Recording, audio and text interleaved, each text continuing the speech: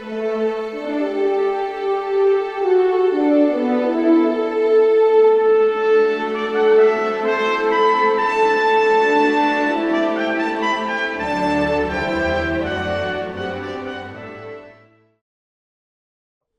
thing we have not been able to get a straight answer when we're doing our research on was what type of ship that this specifically is. Admiral Ramirez called it the first pure warship Starfleet had ever built. Yeah, quotes. And Admiral Travis said it was the only true test for a combat vessel is combat. But later in Prelude to Axanar, the narrator called it the Ares Cruiser. And as we know, the Federation, as a rule, has stayed away from the label of warships.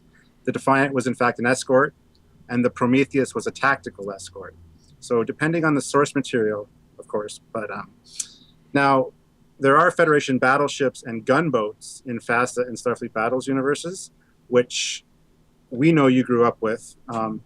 So what was your take on the Ares in that regard? Did you design her with the warship moniker in mind, or just merely a well-armed cruiser that seems to go with what the Federation would go with?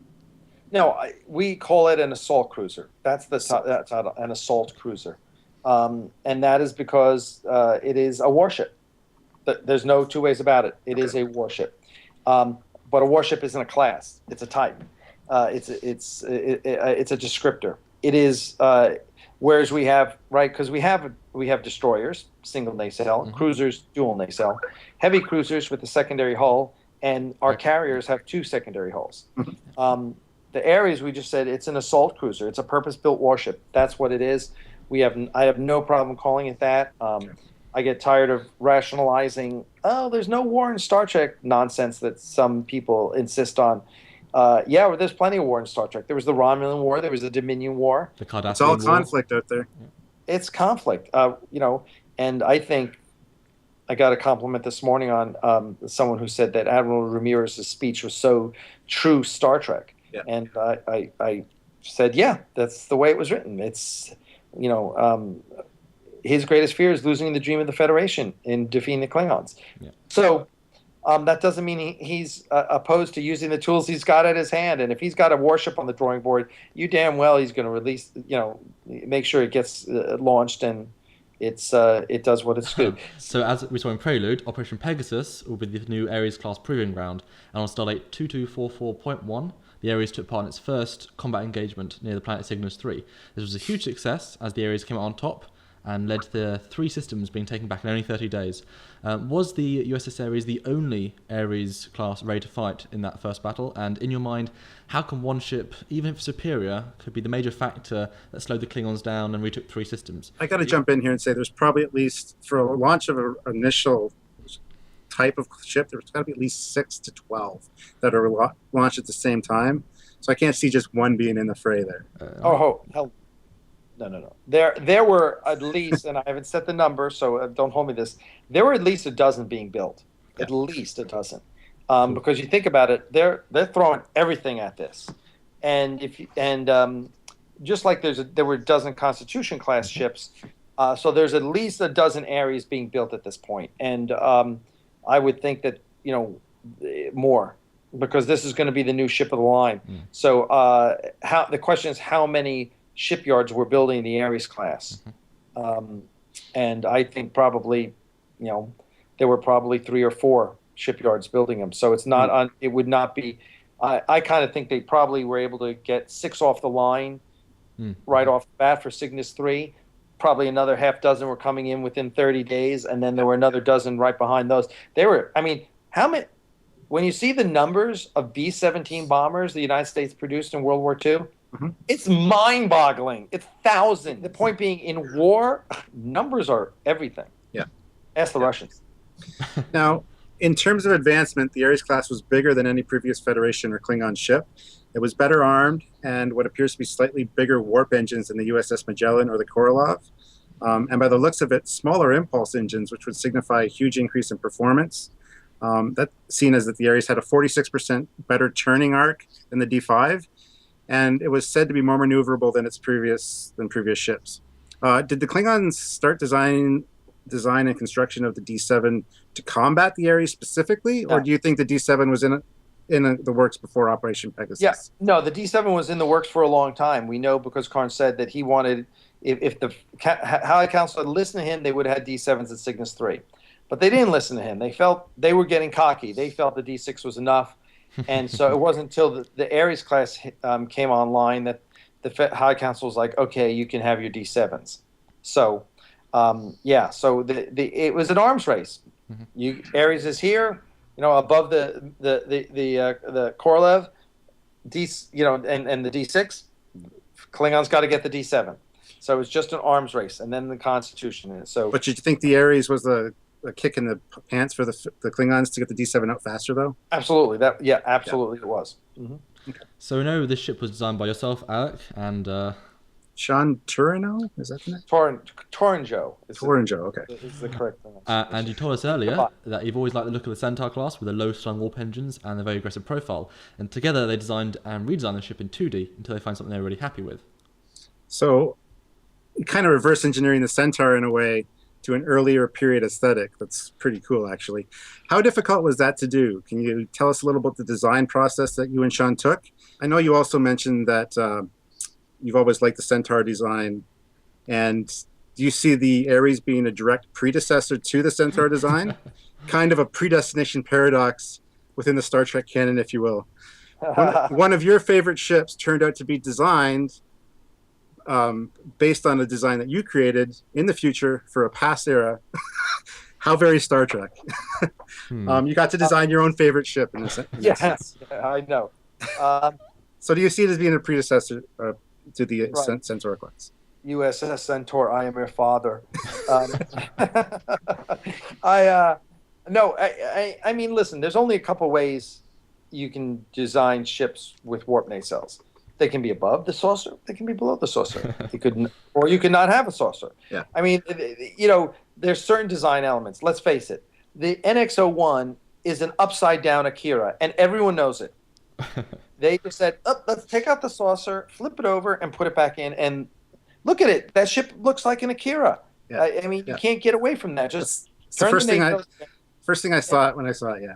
Everyone saw it. Everyone said, well, you just flipped an Akira upside down. Look.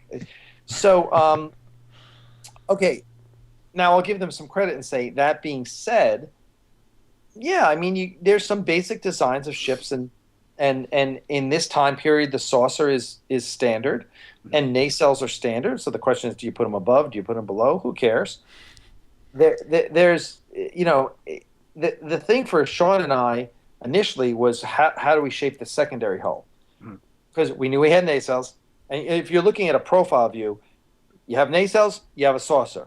All right, there's not a lot left for you to design.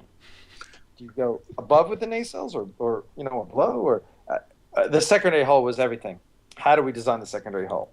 Yeah. And and so that's kind of it. Really, I think if you were to try and design 10 different ships using nacelles and saucers, you're going to come up with the same roughly.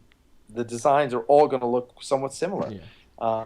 I mean, let's say you take a Hermes or a Saladin or a Dreadnought, and they all look like they're in the same universe. There's only so many ways to configure everything. Mm-hmm. So for us, it was how do we make the deflector in the front? How do we make the hangar bay in the back? Subtle things like that. And then Tobias just really just buffed it out and made it look amazing. Yeah. Now you've mentioned that you liked fastest ships and stuff growing up. I'm just curious, what are some of your other favorite designs, either canon or non-canon? I'm personally a big fan of some fastest ships like the Andor class, the Northampton, the Thurfer class. They're all going to be showed beside us when I mention this, so people will know what I'm talking about. Good. As well as the Federation Dreadnought, of course. Were there any other ships that you considered for the design for the Ares, or no? Just the Centaur? No, I looked at all the fastest ships, and the fastest ships are cool. I mean, I love the Chanley. I happen to like that design too. I think it's a little crazy, but it's cool. I was always upset that Facet didn't use the Franz Joseph designs. Mm-hmm. I wanted to see those designed in there. I wanted to see a cruiser and a heavy cruiser and all that stuff. You needed to go to Starfleet Battles for those ones. Yeah. So no, really, honestly, I didn't want to use anything else from FASA. I wanted to create our own universe because, again, FASA's 35 years old, 30 years old, something like that. So times have changed, design aesthetics have changed. You can only mine the old stuff so much. So we really came up with our own stuff, and that's where Tobias was so brilliant with the JJ ships and converting them and making them look like TOS. Well, I'm interested. How would you summarize the Ares in terms of your initial design thought in say, one very short sentence, really compressed? What was the key couple of things that you wanted to portray with this class of ship? Aggressive, heavily armed, and tough. I mean, that's what you want to see. You want to see something that looks. I mean, that shot that we always show of it in space dock from underneath, it looks so badass. Yeah. And then look at those nacelles, and they really are armored. There's really, it's kind of like a blade of armor almost. And I just, you have a ship that is, it's pretty clear that it's meant to fight. Well, don't you think you missed a beat, though? We know that there are red ships from the Vulcan ship and the JJ red ship, so why not make it red and then be really... Oh, that'd be an aggressive look, wouldn't it? I think you missed a beat there, Alec. No. Good answer. So do you see the Ares class as being very similar to the Constitution in the sense of having a larger crew, or close to the Defiant of Prometheus, which was designed to be operated with a far smaller crew and more efficiently? I think the Ares class, and we haven't really set the crew count on. Someone asked me, well, how many crew members? And I said, that's a good question. But my guess is probably 180, I think. Maybe it might be a good number, 150, right? What do you need your crew for? Well, you don't need scientists. Get rid of all the scientists right off the bat. You really need people to keep the ship running. That's basically it. And then you need, security forces as well. So, we haven't set really the crew complement, but as we work through it, we'll figure it out. But I'm figuring it's in the 150 to on the high end 180. The Constitution at the beginning of its run had 200 and something. Yeah. I know the Kelvin was supposedly 800 or something, but there's stuff about the Kelvin you just have to discount entirely. Yeah. It is canon, but it's just you cannot justify. The size is the most obvious one. Right, the size and the crew complements make no sense whatsoever. So you want it to be more Constitution in terms of a full crew rather than a really tight-knit Defiant or Prometheus, but you're looking at the larger number. Yeah, I think it's it's not unreasonable. They might have 50, 50 red shirts on board. Not that we have red shirts, we have black shirts, but anyway. Yeah. You're right, because you're going to be in jobs or you're going to have a large security force. But how many people do you need to really run the ship? That's a question that just popped into my head based on the size of the ship. Now, the secondary hull, do you picture it being mainly engineering, or are there other aspects down there as well, like in the Constitution class? Well, I'm sure you have a pretty significant shuttle bay. I'm sure you have a huge weapons store. I mean, the magazines have to be enormous. That's true. It's a warship after all. Yeah, it's a warship. Yeah. You have to have quarters for everyone. And I know we started doing the schematics, and I think there's only 3 or 4 decks in the saucer section. So it's not the Love Boat. Yeah, definitely cramped quarters. Then probably like we see in Star Trek 6 with the crew cabins that have like bunk beds. Yeah. My last point is: do you have any idea how many ships were actually constructed during the war? Is it safe to say that there's still some in service during Kirk's 5-year mission? I guess what I'm really asking is, how do you see the future of the ship playing out? Do you think it might have been refitted into a motion picture design and used as a patrol craft or something? Because we know that we see Excelsiors and Miranda class in TNG and DS9. So right, which I always had an issue with. Yeah. The Ares class being so purpose built, I don't think you're really going to readily refit it to do anything other than patrol the borders. So I'm sure it was used, it was kept on as just as a threat. It was probably up-armed, probably got new phasers and new photon torpedoes. The blue and bigger torpedoes finally. Right. Him with the color. I know, huh? It's funny. And then I'm sure they were patrolling the neutral zone for the next however many years. because you've got those hulls, you're going to use them. I really like the design of this ship. I think it's very cool. And it's really neat to finally see a TOS style warship on screen, because we've never seen that before. We've actually never seen a warship in Star Trek till like the Defiant in Deep Space Nine. So It's really cool to see that. And I personally am looking forward to building a model of it one day. I am a model builder, so this ship, I love the design, and the model kit you guys have out is amazing. I think it's a great look, and yeah, easily going to be one of my favorite ships. Thanks. Mine too. Yeah, I think it's really interesting design too. I like it a lot. We here at Trekyards look at a lot of ships, and despite this being one of the newest ones, I can definitely say you capture the feel of a Star Trek ship, and especially a TOS ship. I think if Gene Roddenberry had the budget in the 60s and could have a fleet of TOS ships, I can see this floating around in the era and in the design aesthetic. It works. It's dynamic and interesting design, and I can still see some elements from the NX era, the detailing on the engines like you mentioned earlier, but the rest of the ship feels TOS sleek. So it's well done for capturing that in between. I agree with you, Alec, that the Centaur and the underhanging nacelles gives it a distinct feel when it's moving, and I cannot wait to see it in a full battle sequence, because that's going to be incredible, especially with the apparent arsenal of torpedoes and weapons. I mean, I hope they do remember to pack enough torpedoes, because they're going to run out quite fast, I'm sure, and then just, oh dear. But why did you go for the more submarine-esque torpedo tubes rather than the recessed ones from the Enterprise or TOS on the front of the secondary hull? Oh, I just love that look. Okay. I love the look of those that kind of ducting on for torpedo tubes. It's just very aggressive looking. It's very what those are. Yeah. And to see 4 of them, you're like, holy crap, this is a serious ship. Don't mess with it. Yeah. Well, as editor by the Watches Trekyards know, we always do our likes and our dislikes. So we just did our likes. One of my dislikes about this ship, basically, I don't really have much that I don't like about it, except maybe the fact that we haven't seen it before now. The only thing that really bothers me, it would be kind of neat to see an era-appropriate deflector dish on the front. That'd be kind of cool, seeing as how this is pre-TOS, and I'm also a big fan of the old school look.